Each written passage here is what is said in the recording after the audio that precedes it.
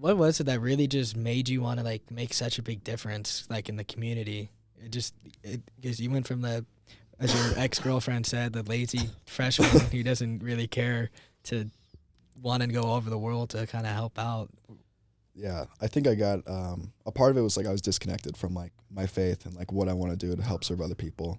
And then when I worked with those kids, I realized these kids don't have like the same education opportunity that I had to go to a private school. And I was only able to go to private school because my dad got a full scholarship for my sister and I because he was a teacher there. A lot of kids just like can't afford it.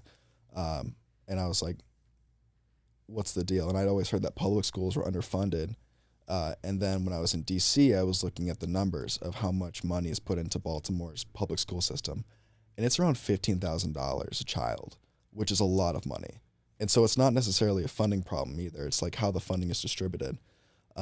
Yeah, where was all that money going if it was so bad? That's a great question. But one thing's for sure, it doesn't reach the kids. It doesn't reach the teachers. And so now what I advocate so strongly for, and what's this week is National School Choice Week. And so outside on 8th and Main is the building is all lit up in the red and yellow colors. And what that symbolizes for students and really families across the country is the opportunity to go in education, to have an education that works best for you. And so that $15,000, instead of just going into the system that is so broken and corrupt, goes directly into the students' pockets. And so that $15,000 could go into a mother's pockets so she can decide, well, if I want to homeschool my kid, that works best for me, and now I have the funding to be able to do that.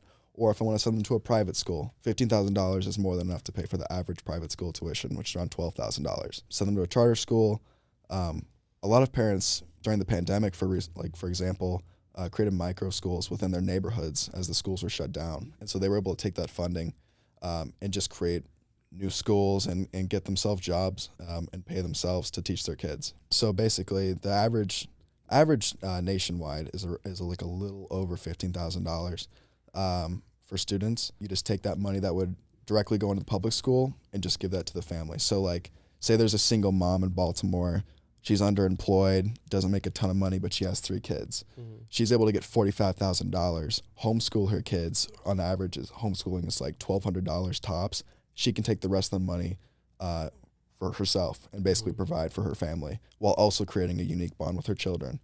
And homeschooling also has a ton of other benefits as well in terms of like test scores and whatnot. Off the top of my head is something that I really care about. And so I knew like if I want the opportunity for every child, like no matter their background, no matter their zip code, to be able to attend a school that works best for them. And right now that's just not the case in the country.